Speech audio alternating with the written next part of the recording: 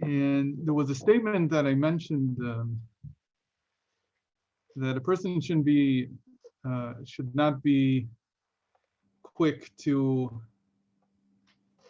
tell people about his or her shortcomings, about the different problems that we have. It's not usually a sign of humility to do that, and actually it can be, as we'll see hopefully today, it can actually be a type of immodesty. And I'm throwing a lot of words out in the beginning, so bear with me a little bit, because we have some ground to cover before I can explain what I just said. It might sound like a little far-fetched. The idea was that what he asked was, should he not share? Is it immodest? Is not right for someone to share with their therapist their deepest problems? Is it really something that one should conceal? Can there be any progress if you don't share these things? It presents a lot of questions. So I'll start by saying that certainly every person needs one individual in their life that they can share everything with. But even then, there are limits. This idea was initially expressed by Rabbi of Lizhensk, who's sometimes called the second Baal Shem Tov, and we actually we sent out a Verbrengen, a talk from Rav Ginzburg about him a few weeks ago in the newsletter. I hope that everybody had a chance to read that. And he's famous for having said that every person needs at least, or rather one individual that they can truly share everything with. And ideally, in an ideal setting, and ideally that should be one spouse. And that's really the best situation. If you can really share everything that you need to share about yourself with your spouse.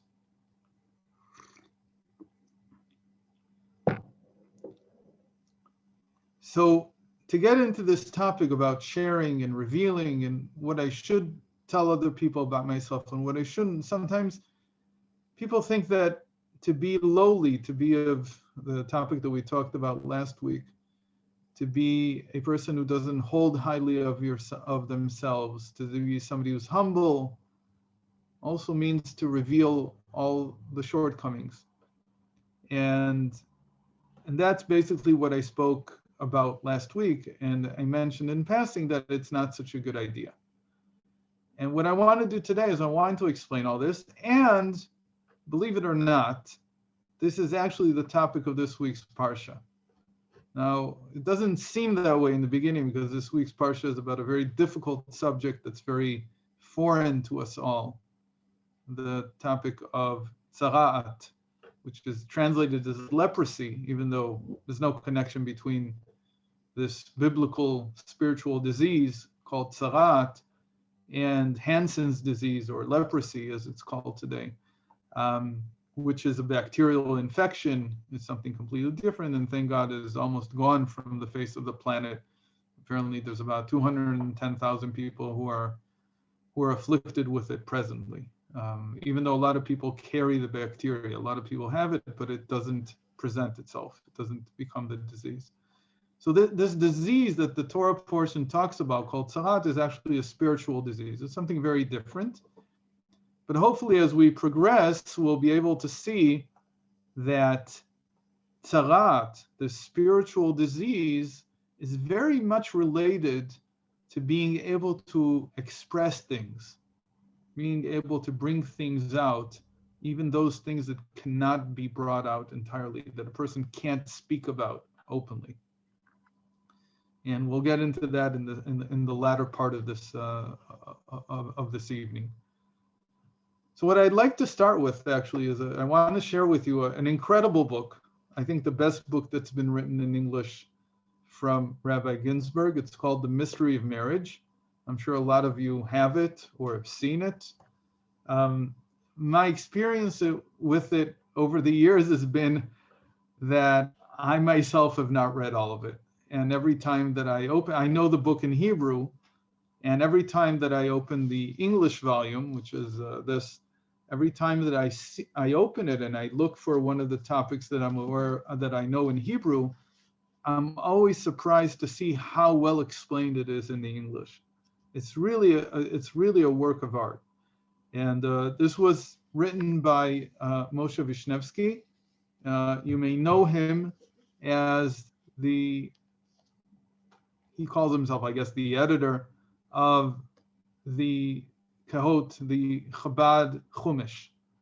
These are big volumes and have all of the Rebbe's teachings on the Chumash, on the literal aspect of the Chumash, in one volume for each one of the books of Moses.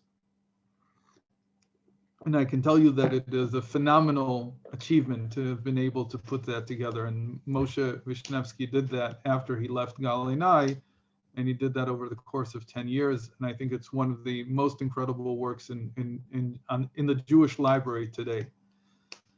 So Moshe wrote this Mystery of Marriage, and I want to read some parts from it to get into this topic. I'm not just going to read them. I'm going to share the screen this time.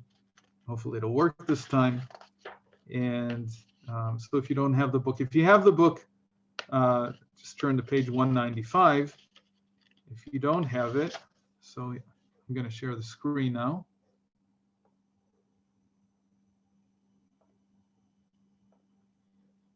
And the screen I want to share, I think, is this. Okay. Just a moment.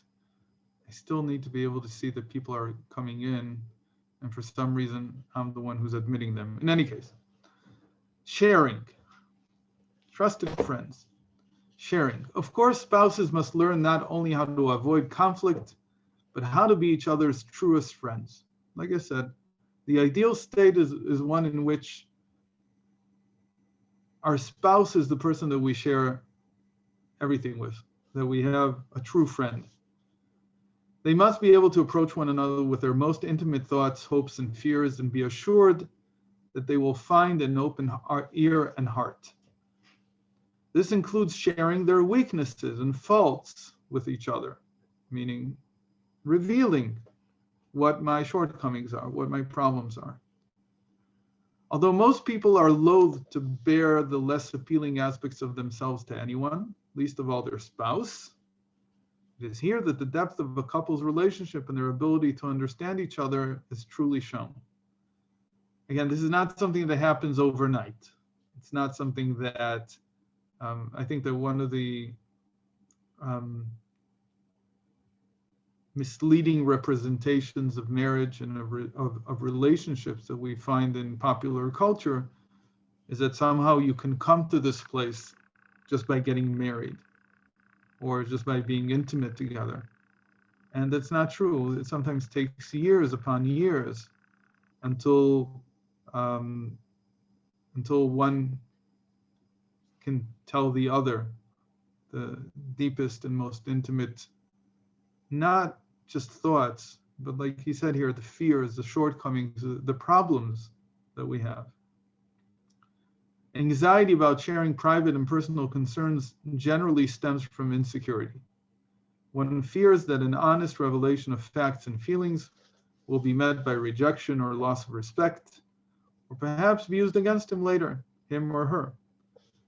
Ironically, such fear and insecurity actually results from an exaggerated ego. This is Rabbi Ginzburg's usual take on feelings of inadequacy. When a person feels inadequate, the underlying root cause is not that they're inadequate. The underlying root cause that they see themselves that way is actually their exaggerated ego. I'll say it in a short sentence. It means that we have an expectation that we're supposed to be perfect. Whether we admit it to ourselves or not, we all live with that feeling. And because we live with that feeling, when we have to cope with the fact that we're not perfect and that we have many things that are wrong with us, we're unwilling to acknowledge them, and they become a source of frustration. They become a source of embarrassment. The more a person is willing to come to terms with the fact that no human being is perfect, and I'm not perfect either, and I have my problems, the easier it is to, in the right place, discuss them. And the right place has to be the right environment.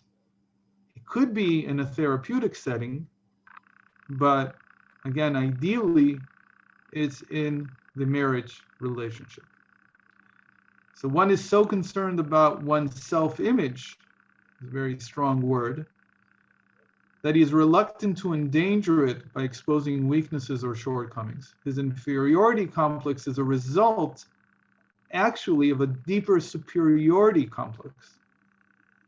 Everything that leads to a person feeling down about themselves is actually the fall after the ascent. There's a famous parable from the Baal Shem Tov that wanted to explain this to people, what it meant that we're all very high on ourselves initially. Especially people who think they have a negative self-image find it very difficult to accept that actually the cause is a superiority complex. It doesn't look that way. It looks like the opposite. So the understanding is, said the Baal Shem Tov, it's like a person who's driving in a car, or in his time in a wagon, and they climb up a very high mountain. And on the top, it's a plateau. And during the climb up, the person was asleep. He fell asleep, so he didn't feel that they were climbing up. And then when he wakes up, he's like on a straight, level prairie. But that prairie is actually on top of the mountain. So he says to the driver, "Wow, this is a really big, flat place that we're on." And the driver says, "No, we're on top of a mountain." And he says, "It can't be. I mean, it's all flat here. How could it be the top of a mountain? A mountain you'd think looks like that." So says the Baal Shem Tov, that's what happens to us when we were younger, when we weren't yet conscious or conscious enough of ourselves. We climbed up very high.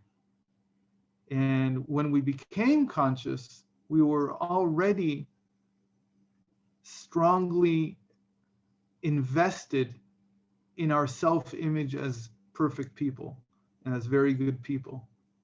And then it becomes very difficult to acknowledge that there's nothing really behind that. There's nothing to warrant that. And that actually I'm just expecting something that doesn't really exist, something that's not really part of my life. I'm expecting to be perfect. I'm expecting to be somebody who is just superior, is great. And when I can't meet my expectation, that's when I fall.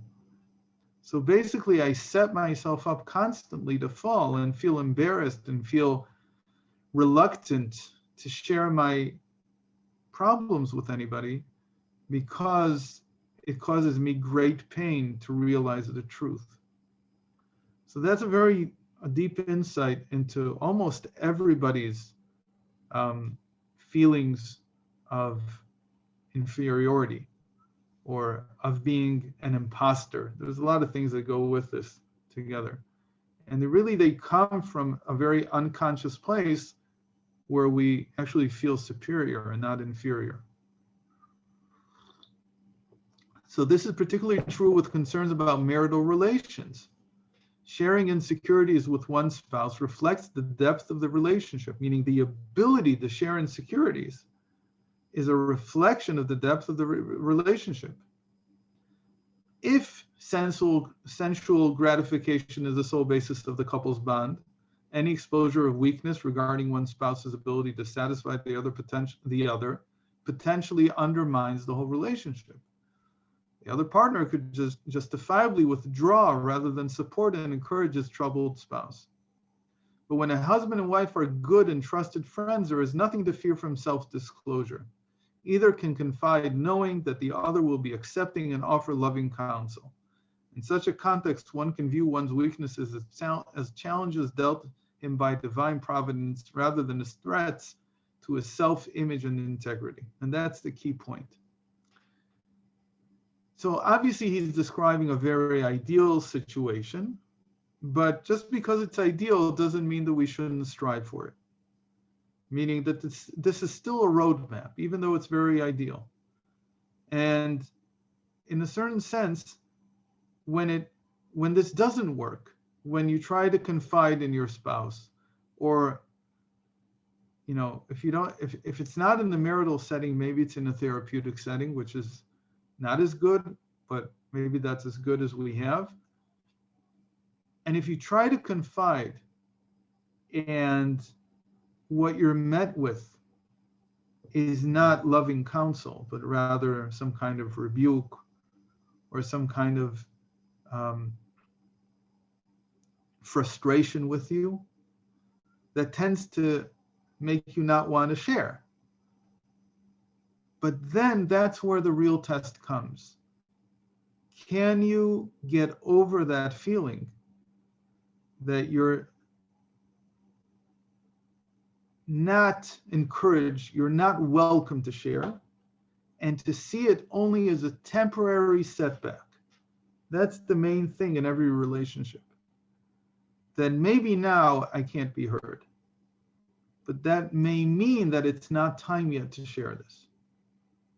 Not that I can't be heard, but to accept the fact that things take time. And the deepest things in our lives take a lot of time. So you could be married 20, 30, even 40 years and not yet have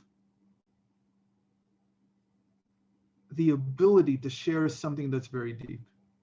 It could take a very long time, but it's worth it.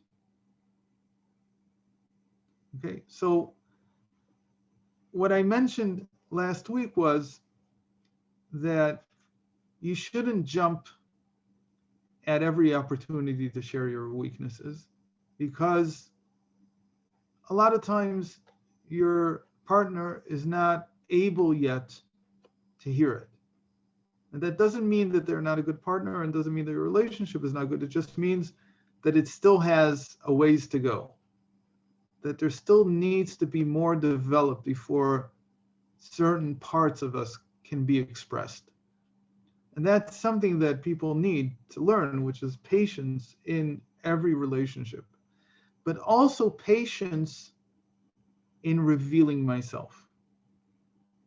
Meaning to know that the point of life, or what people say, that by revealing something, you'll be able to get rid of it, or it'll be easier to carry it, or whatever it is, that depends. It depends on when and what the right setting is. And if you do it too early, it might actually backfire, either in terms of the relationship of who you're revealing it to, or it could backfire on you yourself, and you'll feel, in a certain sense, naked. You'll feel that there's not yet a vessel to contain what you shared. So I hope that this is not too abstract.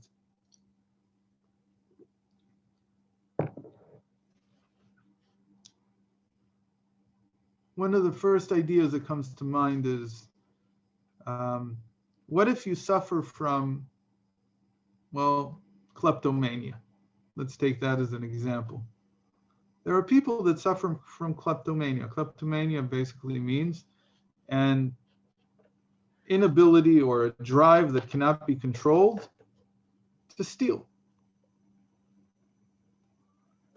Should you, for instance, say this to your spouse right after you get married? Look, I'm a kleptomaniac. If you've sublimated it and it's a big, and you understand that it was a defense mechanism and it's this and it's that, and you can share it, and you don't feel that that you're still coping with it or whatever, you could certainly say this right away. But if it's something that's still troubling you, you need to develop trust first in order to be able to share something like this. Now, being a kleptomaniac, I don't think if one of my kids would come and tell me, look, the girl I'm going out with, she's a kleptomaniac. Should I get married or not? So I would probably tell them it doesn't matter. It's irrelevant. As long as she doesn't get in trouble and doesn't go to jail, it's probably not such a big deal. Is it a good thing? It's not a good thing, but it's not something that will prevent you from having a very good relationship. But for the person who suffers from it, it's a true source of embarrassment. It's very embarrassing. And there are people suffering from all their physical diseases, and they're embarrassed in them. So sharing it is not always the best thing to do, certainly not right away. You need time. You need time, again, unless it's something that really hinders and makes the relationship impossible. But if it's just something that you're carrying with you, revealing it before its time is not the best strategy.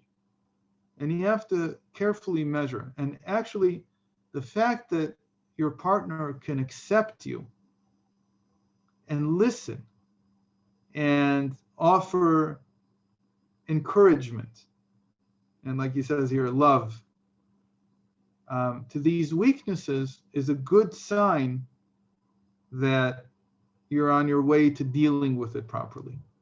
It's almost like that the relationship itself offers you the litmus test about when you should be talking about something or not.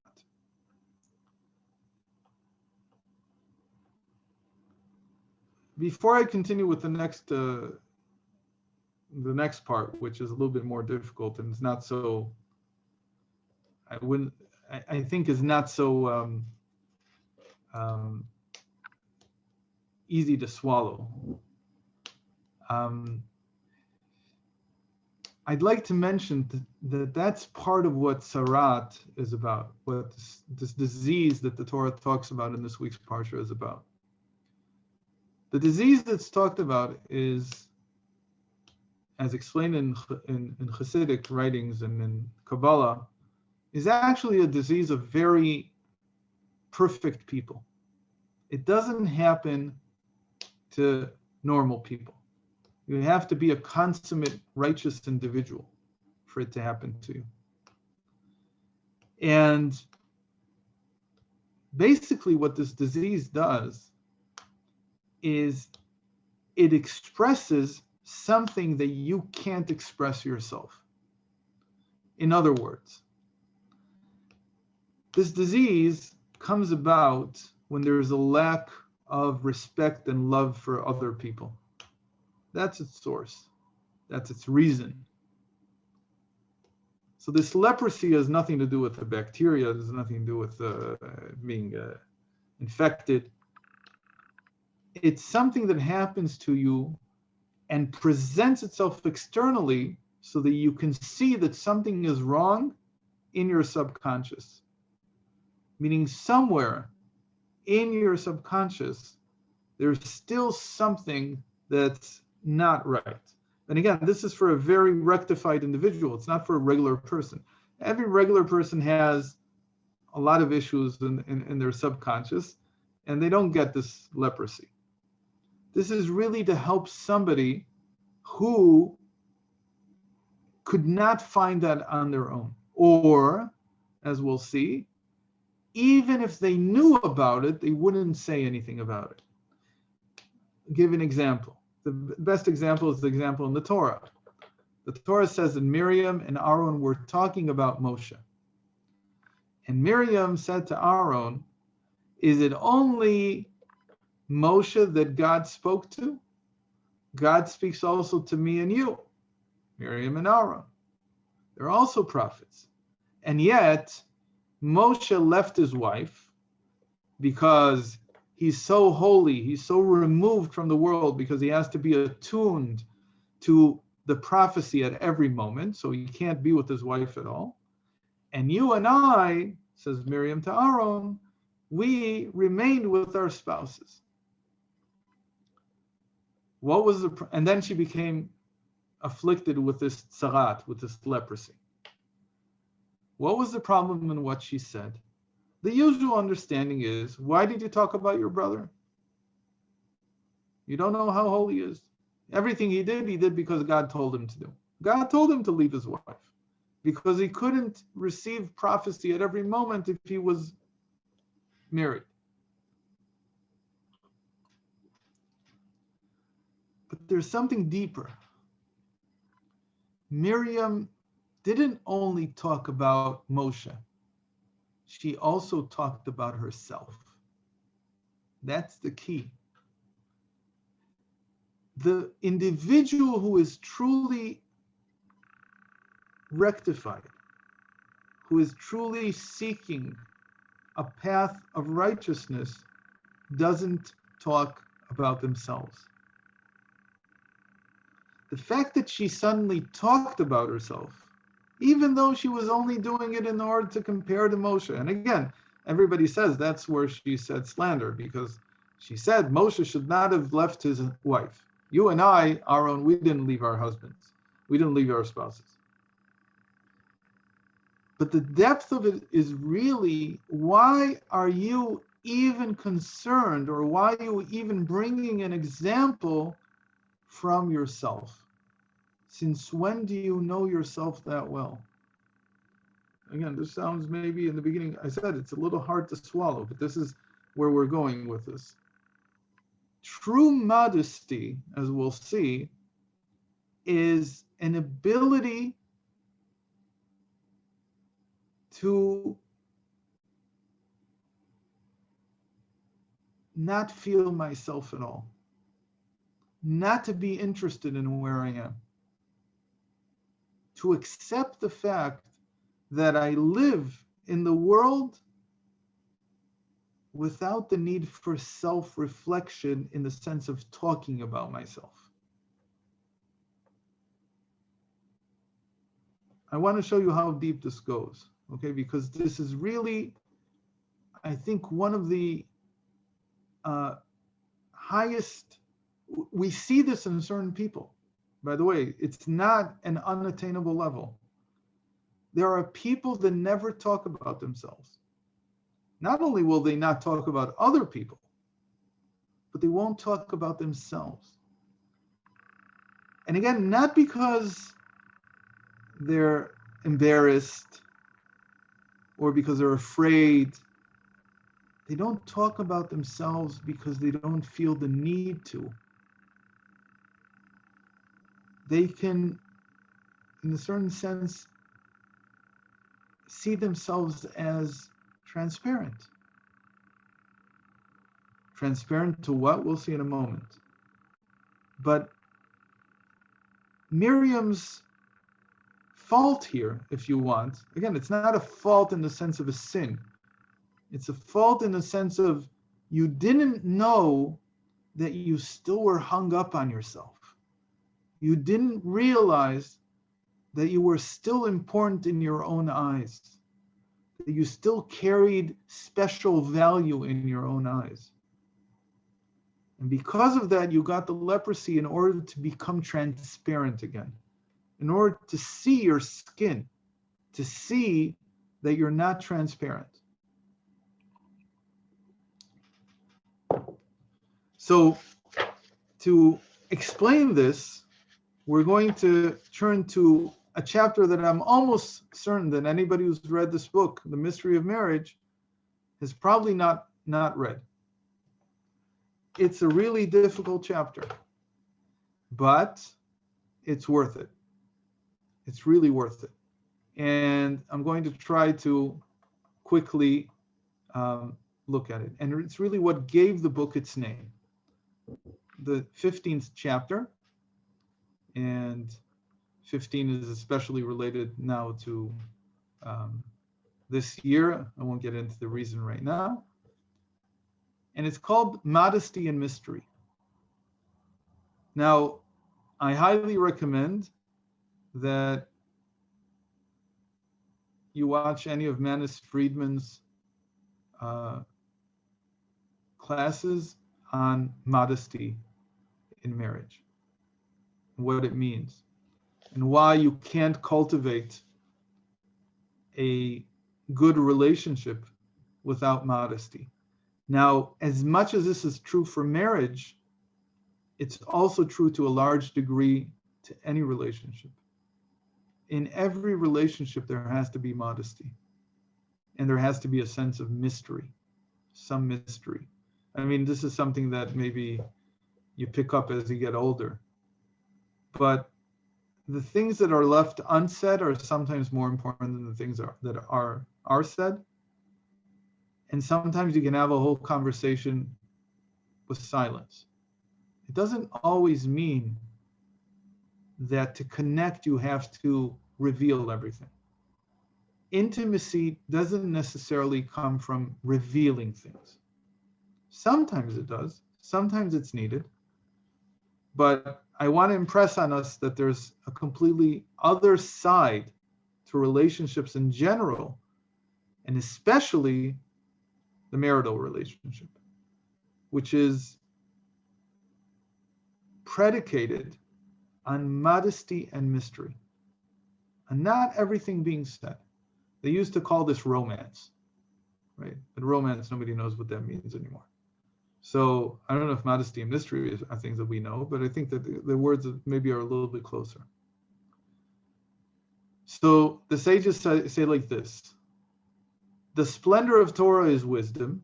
Splendor means, think about splendor as like the light emanating from something. So if somebody is really immersed in Torah, their face shines with wisdom. The splendor of wisdom is humility. The splendor of humility is awe. The splendor of awe is a mitzvah. The more a person has awe of God, the more they radiate with the mitzvot, with the commandments that they've done. And the splendor of a mitzvah is its modesty. After you've done something, even the greatest act in the world, modesty is the crown of that act. The simple translation of that would mean, I didn't do anything. But you can't say it. People have to see it. You can't say I didn't do anything. People have to see that you don't feel that you did anything. That's modesty. I wasn't even here. This great act was done, and yet it's like I wasn't here. It was just done by itself. That's the short of it. The splendor of a mitzvah is its modesty. The illumination of a great act is the fact that I feel that it wasn't me. It just happened by itself. It's not me. Okay, so let's see what he continues to say here. Why is the splendor of a mitzvah its modesty? And why is modesty the apex of divine service? Because we went through a lot of levels. Torah was at the very beginning. And we know the learning Torah is in the end in order to act, to do. You learn in order to do. But the doing is in order to reach a level of modesty. So how did modesty become the apex of divine service? So to understand this, let us first examine the meaning of both mitzvot and modesty. So the root of the word mitzvah means attachment or connection. There are two general categories of mitzvot. One's duties to God and one's duties to one's fellow man. A mitzvah between man and God connects soul to God. A mitzvah between man and man connects one's soul to the soul of his fellow. It is customary to think that modesty, which is translated as tzniut, is expressed by the way one dresses. Although that is true, it is not the whole picture. As we have pointed out, the three modes of expression, the garments of the soul, thought, speech, and action, are called the garments of the soul. Thus, modesty is also expressed by the way one dresses the soul. When I speak, I'm dressing my soul. It's one of the garments that the soul wears. When I act, I'm dressing my soul. When I think, I'm dressing my soul. These are spiritual garments. Modesty in action means taking care to move in a way that does not attract undue attention to oneself. Now, you could say that about not making a lot of noise when you move. But again, that's not necessarily what it means. You can make a lot of noise and yet not really be there. It would be hard, but it's not impossible. Modesty means a feeling that other people get that I'm not the center of attention. So even though some great act was done here, I'm not the one you should be looking at.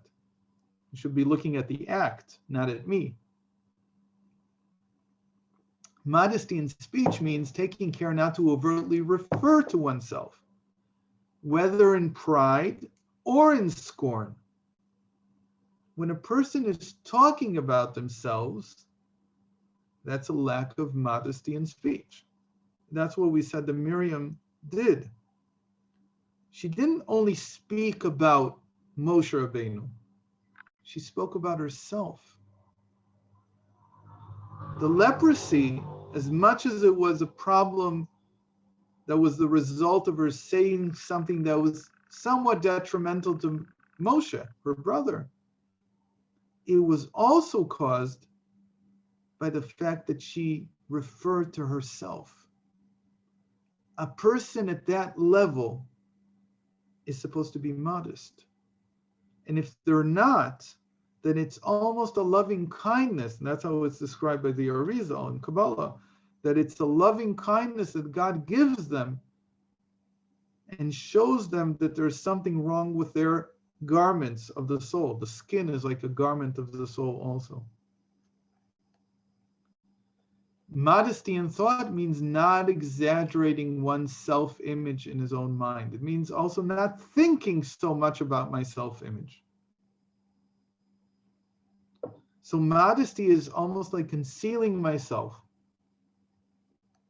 The upper limit of this is a state of consciousness wherein one does not think of oneself at all. That is a consummate tzaddik. A person, not like us, who doesn't think about himself or herself. The ultimate expression of modesty, thus, is in the way one thinks. What do I think about? What do I want to talk about? What do I have to say? Sometimes I have to talk about myself, but I talk about myself as an example, maybe. I talk about myself as, and by the way, that would be the ultimate sublimation of any problem that I had. If I suffered from kleptomania, and I can talk about it in the sense of describing it. Remember, we talked about this before Pesach. We talked about the fact that when I can tell others, when I can express the problem that I had, the trauma that I suffered from, that's the sure sign that I'm over it. So when I can bring myself to use myself as an example for somebody who suffered from this, from that, or the other thing, so I'm not even really talking about myself, but I'm talking about myself, I'm just modest about myself, because I'm not the subject. I'm just an example. I know what to say about these things because I've gone through it myself. But it's not because I need to share it for the sake of gaining compassion or being understood or anything like that. I know who I am. I know what I've been through. I know what I can share with others in order to perhaps help them. Now,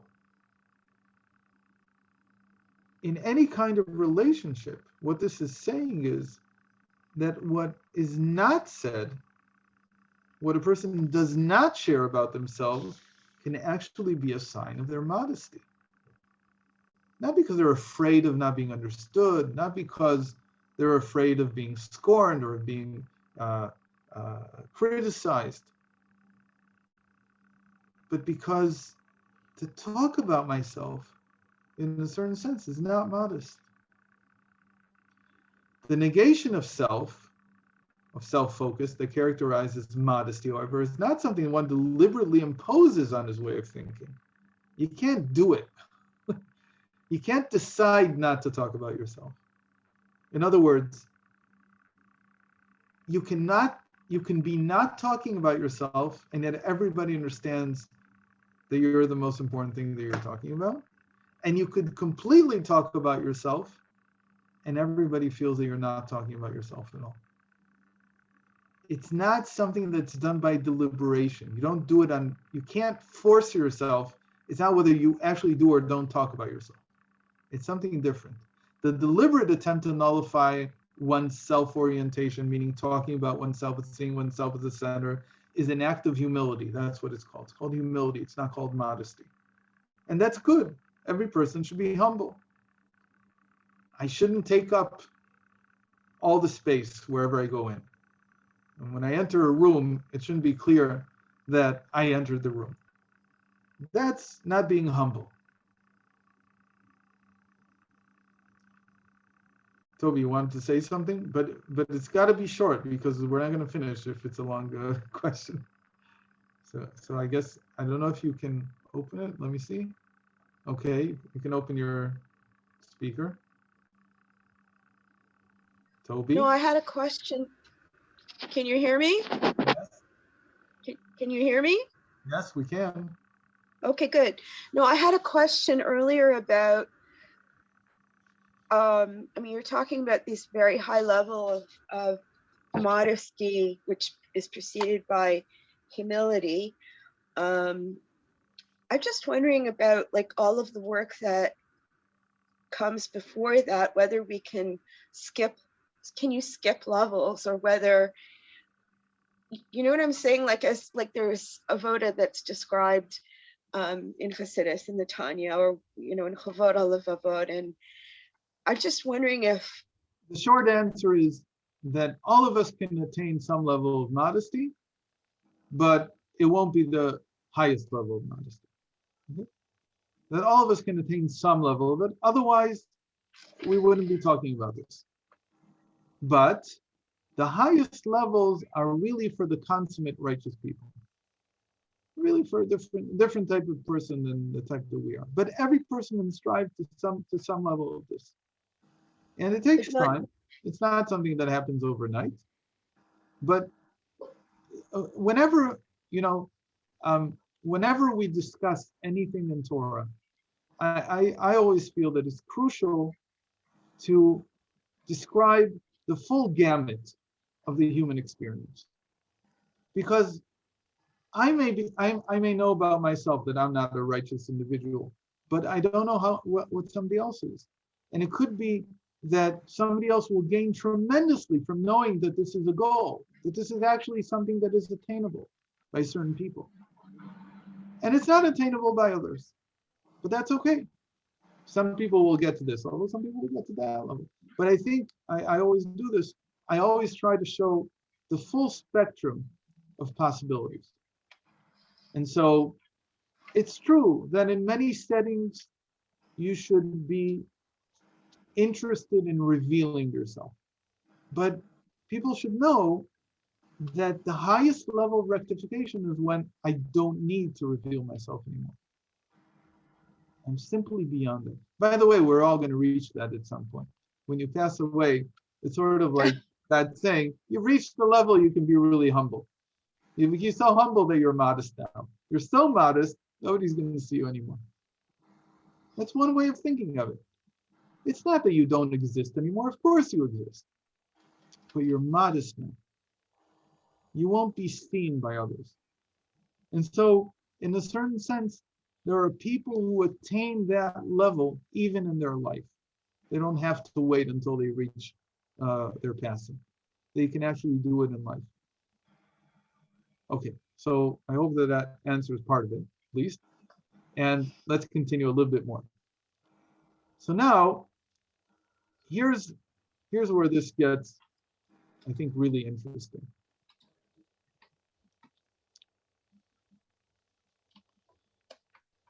Cultivating modesty means rising above the spiritual conflict involved in the process of actively refining one's lower self and expressing instead one's earnest, sincere connection to God. That's what modesty really means. Modesty means, if I'm not interested in myself, then who am I interested in?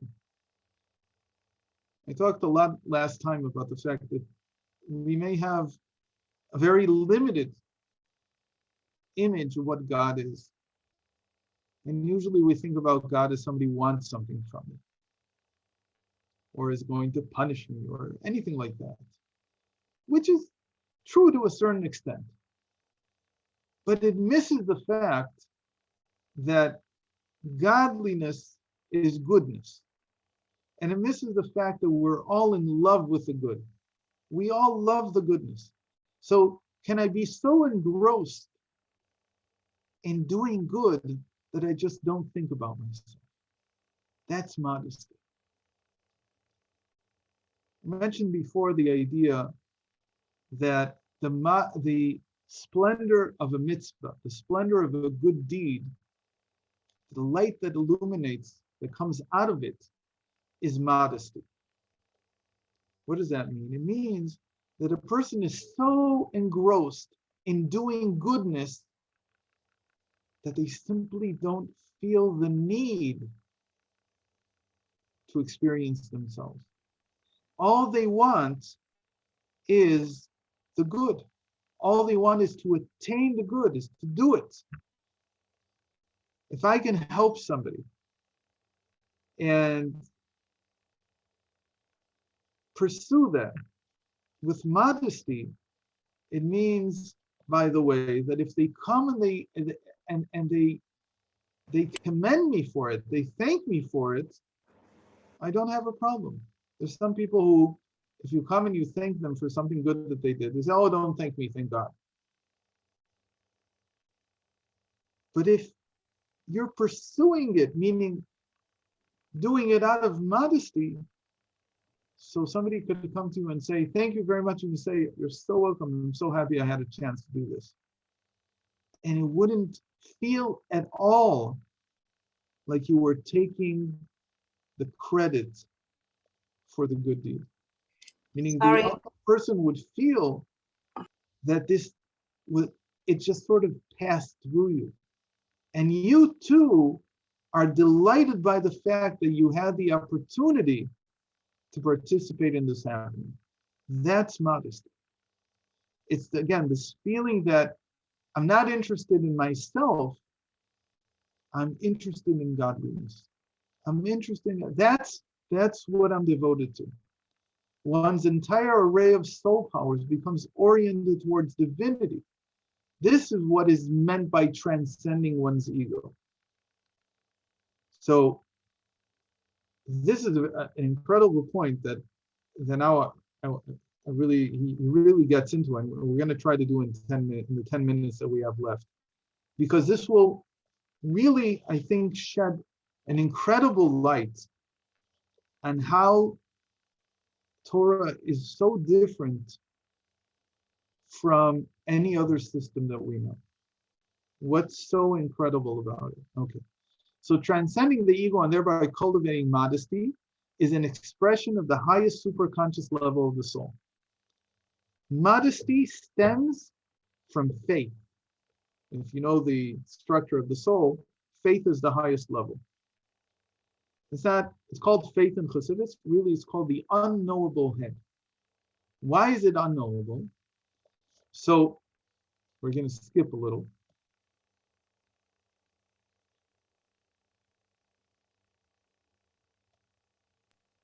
Can you make it bigger? Can you make the print bigger? Yes. Thanks. Thanks. Sure. Is it good now? Okay. And now I'm not squinting. Thanks. Good. We don't want anybody to squint. One more page.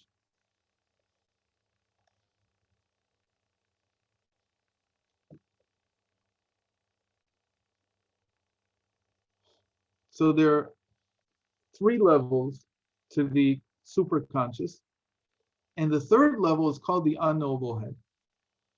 And about the unknowable head, it says the following. It is said that you are a God that hides himself. God's essence, what that means is that God's essence is absolutely inaccessible to our conscious minds and can only be felt, sensed, or grasped when we shed our selfhood and make the ontological quantum leap of surrendering ourselves to him. You can't understand God in your mind. You can't even sense him in the superconsciousness. The only way that you can have any kind of relationship with God himself, with God's essence, is when you devote yourself completely to being with God. This highest level of superconsciousness is therefore called the unknowing and unknowable head.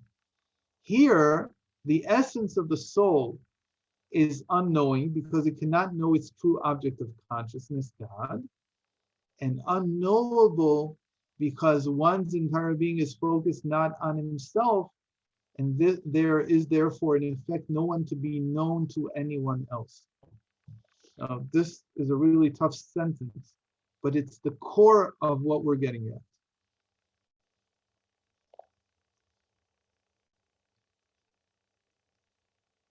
The deepest secret about all of us is that we don't know who we are. That's the deepest secret. Not only do we not know who we are, we can't know who we are. I know people that spend a lifetime in therapy trying to understand themselves.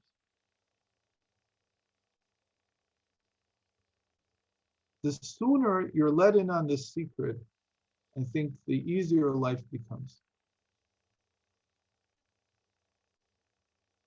Because the soul is a part of God above. And in the same way that God cannot be known, the soul cannot know itself. It's impossible for us to know ourselves. The true nature of who and what we are is simply unknowable. So why do we want to know ourselves? Because we're in love in a certain sense. We feel that we're the best thing to talk about. But modesty really stems from the most natural thing that we have, which is our infinite nature. The more we see that we're actually infinite and beyond definition, the more we can come to accept the fact that our goal in life is not to define ourselves. Our goal in life is not to express ourselves, because it can never be fully expressed and it can never be fully known. This is, the moment you hear this, I think it changes many, many things about what we're searching for. Perhaps the greatest achievement we can come to is modesty, is to not speak about ourselves and just to pursue the good, devote ourselves to the good, devote ourselves, as we would say, to divine service, to doing good things, to learning, whatever it is. but without the burden of having to figure ourselves out first before we start everything we need to do. Maybe the simple answer is just do, or like Nike says, just do it. Because trying to solve the problems or even think about them may not be possible because it's too complex. It's too difficult. It's simply unknowable. So he continues here and he says, as we said, this is the highest superconscious level of the soul. There is a higher aspect of the soul, however, which is for all intents and purposes a part of God himself, and as such possesses no independent consciousness or even superconsciousness per se whatsoever. At this point, the subject-object dichotomy between the soul and God vanishes. But even before then, the soul is unknowable. The knower himself cannot be known. Thus, we are presented here with the ultimate paradox. The soul is focused on God, whom it can only believe in, but not know directly. But at the same time, it is itself a part of God. In other words, it reaches up beyond itself, but the object it is trying to reach, and which is essentially eludes, it is in fact itself. Its true essence is its own insoluble mystery. Thus, a Jew's search for God leads him to his own unknowable essence. He cannot know God unless he knows his own innermost self. But since his innermost self is a part of God, he can never know it. And so we have this paradox. We talked about paradox a few classes back and said that it is the foundational conceptual idea behind all of Hasidic psychology. And this is called the highest paradox of them all. The more we come to terms with the fact that indeed we have to pursue our knowledge of God, but on the other hand, we can't know God. In the same way, we have to, in a certain sense, pursue knowledge of ourselves, but we can't know ourselves. The more we bring that to mind and come to terms with it, the more modest we become. The more we realize that this eternal enigma, that the true essence is forever hidden, that allows us to do things and to say things and to be things without it encroaching upon us and upon others. So you find this amazing thing. I remember a long, long time ago, so about 30 years ago, a very good friend in California who had just had been in touch with Rabbi Ginzburg for maybe 5 years. And he asked me a question that I didn't know how to answer back then. And it's been lingering in my head. I mean, at some point I answered it, but it lingered in my head and still lingers. Like it still it like resonates still in my mind. He asked me, who is the Rav's friend? Does he have any friends? And I remember that, like, it shocked me. I know who his friend is. Today I know who his friend is. His friend is his wife. But we all have more than just our spouses as friends. I mean, my wife can name, I don't know, 3, 4 people that I like to spend time with and that she's seen me very intimate with when I talk to them. But even after being with the Rav forever, I've never seen him be intimate with anybody. I know that the only person that he talks to in an intimate way is his wife. Even if you know who ETL is, he doesn't leave his side. But when you listen to them, it's very pleasant to listen to them talking. But it's never like friends. It's never the Rav talking about himself. He's a human being. He has feelings. He has dreams. He has fears. He has many things. But he's modest. Those aren't the things that he's going to reveal, because everything that he does in a modest way. And so you can be with him forever, and you see who he is in a certain sense, but you never really feel that he's forcing himself on you. You see what you see. I used to joke in the earlier years that he has sort of like a police officer in front of him. You know, when you're driving on the highway and there's an accident or something like that, there's a police officer waving everybody by. Nothing to see here. Nothing to see here. That's sort of like what you feel when you're with him. It's like he's got somebody in front of him saying, nothing to see here, nothing to see. There's nobody here. Even when he speaks, I mean, that's at least what I feel. When he gives a class, it's not him. It's just a sort of a feeling that things are being said. You can imagine they came from wherever you want to imagine that they came from.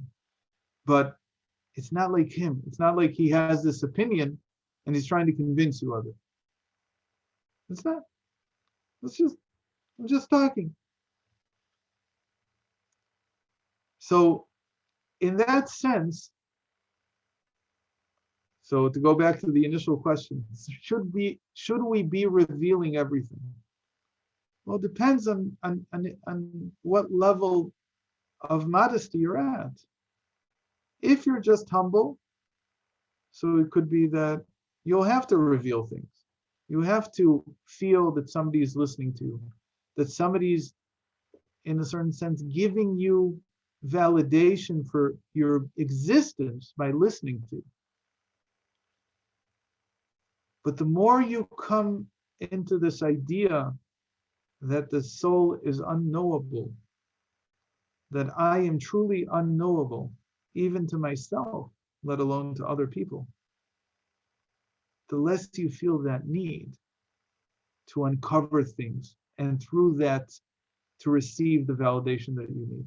The more you come to terms that you're eternal anyway, that you're a part of God above anyway. And that what you want to do in the world is make it a better place. But it's not about you. It's not about me. And I'm not doing it about myself. I'm just trying to pass something through me and bring something down. And it could be my actions, it could be the things I say, it could be the Torah that I learn, even just the thoughts that I have, that I would like my thoughts to be good thoughts, that I would like myself to see other people in a positive light. And I believe that my thoughts have an impact on them, even if it's not always apparent how. So in that sense, we can certainly go beyond the need to express ourselves because of our needs. And we can turn it into what I express is not because I need it, but because there are certain things that I think need to be said, not because I need them, but because I think the world would benefit from them. The person I'm listening to might benefit from them. But not because of my internal need, not because of my internal attempt to know myself, to reveal myself, to get a sense of who I am. So I hope that this is not too abstract and that it's given some room for thought. And I especially recommend going to this chapter 15 in the mystery of marriage, and going through it. I think it's an incredibly well-written chapter. There's a lot of ideas there. I mean, we just touched upon what's above the line. The footnotes are immense and contain a lot of depth. And I hope I've whetted your appetite or whetted your thirst for learning more about this idea. So it's 11:15 here in Israel, and I guess I can. I'd like to, if somebody wants to open their microphone or open their camera. I'm so happy to see everybody, and if there's any questions.